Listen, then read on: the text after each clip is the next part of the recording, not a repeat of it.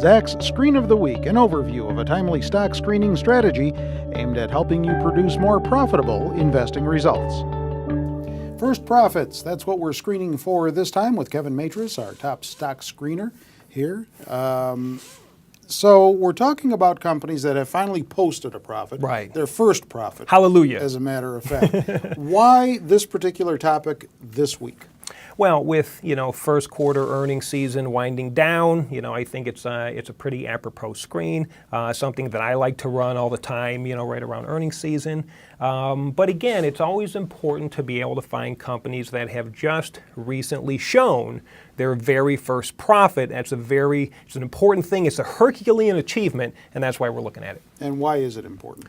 Well, first let me say that a lot of these companies that we will be looking at may be relatively new. And the first profit that we're talking about could be the first profit in the company's history. But oftentimes, you'll see companies that have been in existence for a while. They've been profitable, good companies, whatever.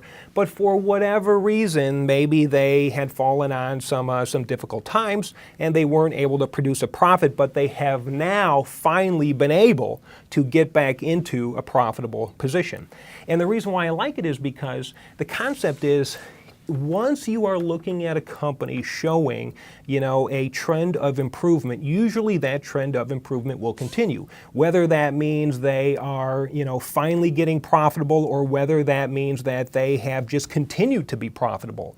But it's that trend that we are looking at. The other thing too is, for myself, and I know there's a lot of other people out there as well, there's a lot of people who don't like even looking at a stock if they can't show a profit. Mm-hmm. So the very fact that a company can finally get into the plus column is going to put that on people's radar screens, which indeed should increase demand for that stock. Yeah, I know what you mean.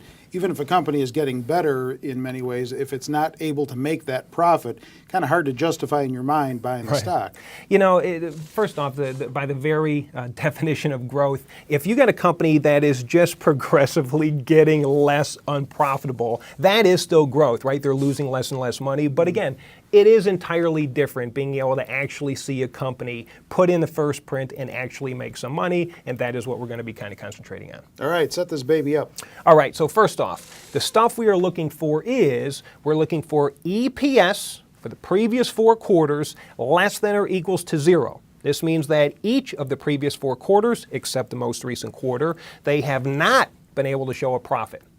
Next one is the EPS for the most recently reported quarter is greater than 0. This time their company reported earnings where they actually did show a profit.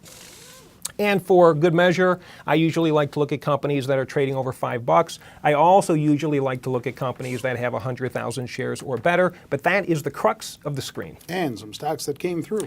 Bunch of stocks that came through. Here's 5. Cost Plus, Global Geophysical, Ligand Pharmaceutical, REXX Energy, and Western Alliance. All of these companies have just finally shown their first profit, and these are definitely companies you want to put on your radar screen. Own any? No, I don't. You ever do this and not have any stocks come through?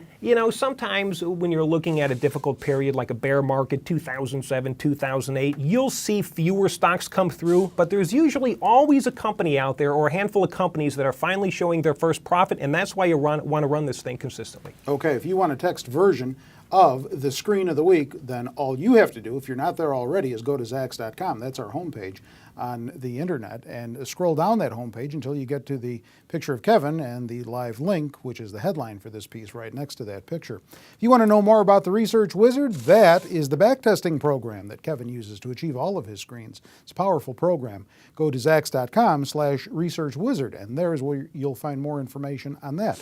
With Kevin Matras and the Screen of the Week, I'm Terry Ruffalo.